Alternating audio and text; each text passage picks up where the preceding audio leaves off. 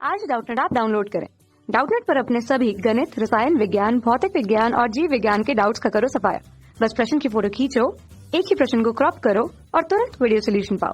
अभी डाउनलोड करें। प्रश्न में दिया है दो चुंबकीय द्विध्रुव x और y को एक दूसरे के लंबवत अक्षों के साथ d दूरी पर रखा जाता है। y का द्विध्रुव आघूर्ण x से 2 गुना है, यानी कि इसका जो द्विध्रुव आघूर्ण है वो इसके द्विध्रुव आघूर्ण से 2 गुना है। P क्षैतिज रेखा के अनुदिश एक बिंदु है जो D के मध्य बिंदु पर है।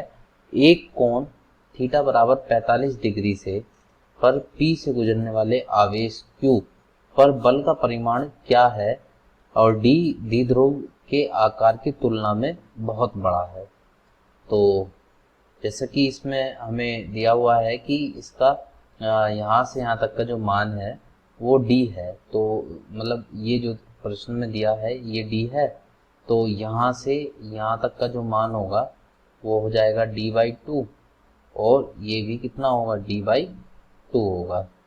तो इस वाले चुंबक की वजह से अक्ष पर जो चुंबकीय क्षेत्र होगा वो मान लेते वो B1 है और इसकी वजह से जो होगा वो B2 है, जैसा कि चित्र में दिखाया गया है। तो B2 जो है वो इस y की वजह से है और B1 है x की वजह से।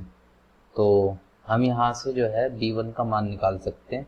जैसा कि हम जानते हैं कि अक्ष के लिए जो चुंबकीय क्षेत्र की तीव्रता होती है उसका मान होता है μ0/4 पाई गुणा 2m बटा और जो बीच की दूरी है वो है D/2, जिसे हम लिख देंगे D/2 की घात 3। तो ये B1 का मान हुआ और यहाँ से हम B2 का यानी कि जो y की वजह से है उसका मान निकालते हैं।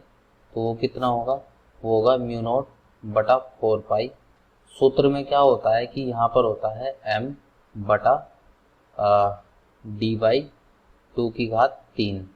पर जैसा कि इस सवाल में दिया हुआ है कि जो y का द्विध्रुव आघूर्ण है वो x के द्विध्रुव आघूर्ण से 2 गुना है, तो ये वाला जो m होगा ये इस वाले के 2 गुना होगा, यानी कि पहले वाले का m था तो इसका क्या होगा, सूत्र में यहाँ पे सिर्फ m होता है तो यहाँ पे फिर हम क्या कर देंगे 2 से गुणा कर देंगे, क्योंकि भाई पहले इसका क्या था, इसका m था द्विध्रुव आघूर्ण और इस वाले का जो द्विध्रुव आघूर्ण है वो मान लेते हैं वो m डैश है।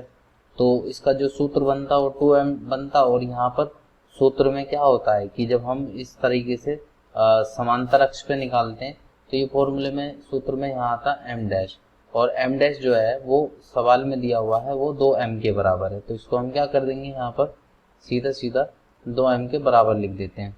तो ये मान लेते हैं समीकरण 1 है और ये 2 है।